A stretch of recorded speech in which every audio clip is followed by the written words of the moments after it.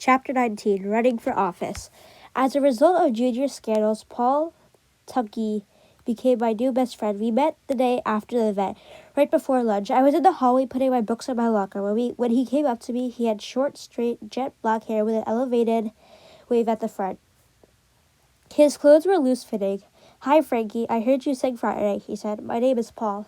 "Hi," I responded, picking up my lunch bag and closing the locker. "Cielito Lindo is one of my favorite songs," he said, adjusting his thick, black-rimmed glasses behind his large ears. He pronounced the name in perfect Spanish. "How'd you know it?" I asked. My father taught it to me. "I could play it on the piano," he said proudly. "Does your father speak Spanish?" "Yes, he learned it in Mexico when he was a missionary there. He's now a church minister here in Santa Maria." His playful look and gangly manner reminded me of Miguelito, my friend at elementary school. "Want to have lunch together?" I asked. "If you don't mind sharing your lunch with me," he said. "You can have my hot peppers," I said, laughing. "Get out of here," he said, poking me slightly with his long, slender fingers. Paul and I ate our lunch and talked about everything, as though we had known each other for a long time. When we found out we were taking the same courses, we decided to study together. Every day after school, we drove straight to the public library in the 1950 green Ford, which Papa bought from a neighbor after DeSoto fell apart. We did our chemistry and Algebra 2 homework. When we disagreed in our answers, Paul was usually right. His mind was as sharp as Papa's. He solved problems and explained them step by step in simple words. When we worked together, I lost track of time. Paul had to remind me that we had to leave a little before 5 o'clock. I dropped him at home on my way to work at the gas company. The day before Easter vacation, Paul and I were having our lunch in the cafeteria when Linda Spain, one of our classmates, walked up to our table and asked to sign her petition to run for student body secretary. We both signed it. "Thanks, guys," she said, smiling, and raced to the next table to get more signatures. "Why don't you run for president?" Paul said, placing his pen back in his shirt pocket. "Are you serious?" I responded. "I don't have time. Why don't you?" "I've been thinking for running student body treasurer," Paul said. "Good. I'll vote for you," I said enthusiastically. "With your mind for numbers, we'll never lose a penny." "Get out of here," he responded, laughing. He slid over closer to me and added, "I'm serious." "I am too," I said. "You'll make a great treasurer." "No, I mean you should run for office," he insisted. "I barely have time to do my homework now," I said. I can't take on more." "It won't take a lot of time. We'll work together and—" "If elected," I said, interrupting him. "You're right, I might not get elected," he said, giving me a sad look. "I don't mean you," I responded. "I was talking about me." "Don't be such a pessimist." "Pessimist," he said. "A what?" "I'm not a pest," I said. Paul shook his head and smiled. "Look, you have a good chance of winning. People know you. Junior scandals made you famous." "Get out of here," I said, emitting him. We both laughed. Paul glanced at me from the corner of his eye, smirked, and said, "If elected—" He paused, turned around, looked straight in my eyes, and continued, "I mean, when elected, we'll have fun. It'll help us get into college." "It will?" I asked, perking up. Paul gave me a puzzled look. When he saw I was serious and waiting for an answer, he said, "Yep, colleges like it when students do extra stuff at school, like running for student body office." The bell rang. We cleared the table and picked up our books. Before heading for our separate classes, Paul said, "Go get your petition. I want to be the first one to sign it. I'll think about it and I'll let you know when we come back from Easter." During Easter break, I did not think about running for student body president. I spent the little free time I had reading Walt Whitman's Leaves of Grass and memorizing a poem for English and keeping up with current events by reading the daily newspaper for my history class. I wrote the poem on an index card and memorized it while I cleaned the gas company. After I finished cleaning, I quickly scanned the newspaper. An article on sit-in demonstrations in the South caught my attention. I read about racial segregation and black students fighting for equal rights. I heard more about it on the car radio on the way home that evening. I felt angry that blacks were not allowed to sit with whites in bus stations. During Easter Sunday Mass, I kept thinking about it. How can this be happening if we're all equal in the eyes of God? On Monday morning, the day of Easter, I felt very tired. My shoulders ached. I finished cleaning the Western Union and headed for school. As I approached the school grounds, I remembered my promise to Paul. I had to make a decision. I parked the car and walked across the campus to my PE class. On the way, I ran into Manuelito Martinez, whose family worked in the fields and lived in Bonetti Ranch. We had known each other since we were 8 years old. "Hey, Panchito," he said, "I heard you're running for student body president. That's cool. Who told you?" "To Amiguito, Paul. A few minutes ago," he responded. "Orale, that's cool, man. Gracias, Manuelito."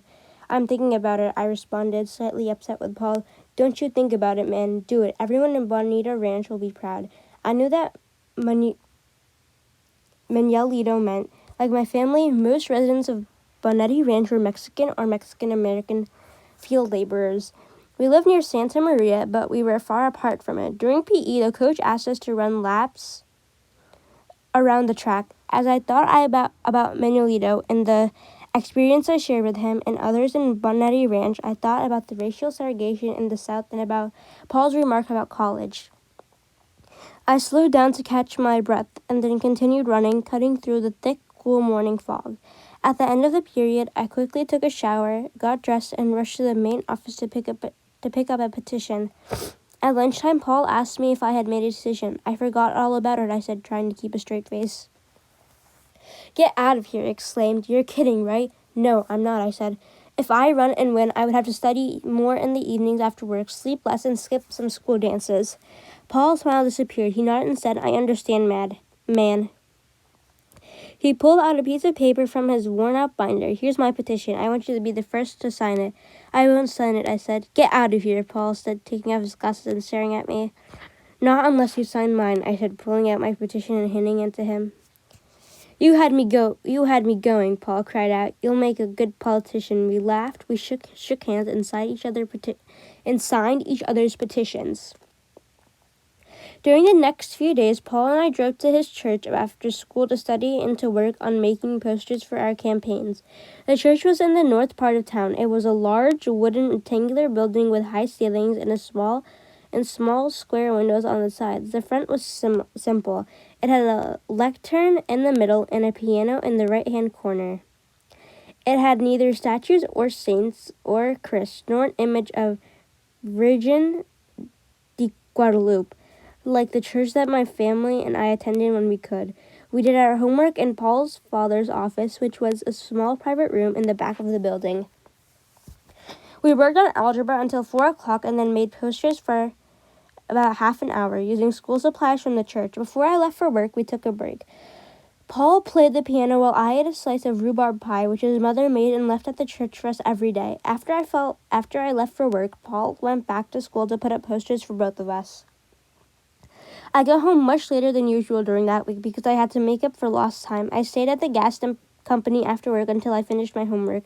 Papa got angry even though I explained to him why I was late. Mama understood and calmed him down every time. I was upset when I found out I was running against George Harshbagger for president. He had helped me with junior scandals, and now I was his rival. I sought him out and told him how I felt. "Don't be silly," he said. "May the best man win." On the day after the elections, George and I had to give speeches before a school assembly. In the past, candidates for student body president had presented humorous skits before their speech. One rode into the gym on a small tricycle, followed by his friends who dressed as hillbillies.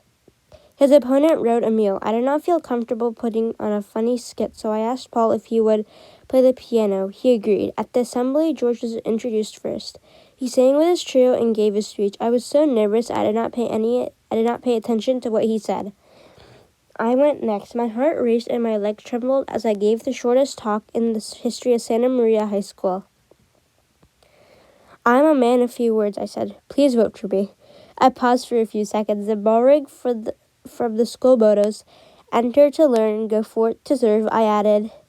"If you elect me, I'll go forth to serve to all of you." I gave Paul the sign, and he played the first parts of Cielo Lindo and When the Saints Go Marching In, the school's theme song. The audience broke out in applause. I sighed with relief. I'm glad the assembly was over. Students voted all day Friday, and that afternoon the results came in. Paul and I had won. Ernie D. Gasparis, another friend of ours, was elected vice president and Linda Spain's secretary. We were so excited that instead of going to the public library after school to study, we drove straight to Leo's Drive-In on North Broadway to celebrate. Paul and I sat in the car drinking Coke and talking about the campaign, the assembly, and the election. We relived and savored every moment. I then dropped Paul at his church and I sped home to tell my parents before going to work. I felt like flying. I turned into Bonetti Ranch and paused Manuelito, who was just getting home from school. He yelled out, "Way to go, Panchito!" I waved and smiled proudly. As soon as I drove by Joe and Espy's house, I saw Torita rush out of their door. He was crying hysterically. "What's wrong?" I asked, hugging him. Why don't you home?" Papa hurt himself," he said, shaking out a breath. "How? Where is he?" I exclaimed, terrified. "He cut his hand real bad. Roberto and Mama took him to the hospital and left me with Joe and Espy." He took a deep breath. "It's my fault," he continued, sobbing. "What do you mean? I was helping cut wood for Bonvetti, and on the power saw in the shed, I picked up a board to put it on the saw. Papa thought my hand was going to touch the blade, so he pushed it away and caught his on the saw. He started crying again. "It wasn't your fault. It was an accident," I said, trying to calm him down. We got in the car and rushed to Santa Maria County Hospital, which was a few blocks away from the high school. We checked in at the front desk and went to his room. Papa laid in bed, white as the sheets. His right hand was bandaged. Mama sat on the left side, stroking his gray hair and crying. The front of her yellow sweater was stained with blood. Roberto, Trampita, Aurora, and Ruben stood around the bed, heads down and sobbing. "He cut off his finger," Mama said, quivering. My throat tightened like a knot. I approached the bed and kissed Papa on the forehead. "I'm sorry, Papa," I said. He looked up at me and grinned. "I've lost part of my body, mijo," he said. "It doesn't matter. It's old and useless." His voice was weak. "Don't talk like that," Mama said. "You know that isn't so." Papa glanced at her and smiled. "You know that." He then turned to me and asked, "How are you, mijo?" I wiped my eyes with the back of my hand and responded, "I'm fine, Papa." Trying to cheer him up, I added, "I got good news, Papa. I was elected student body president and my friend was elected treasurer." "That's good, mijo," Mama said. Roberto, Trampita, and Torito congratulated me. "I don't know what it all means," Papa said with a blank look on his face, "but I'm happy for you."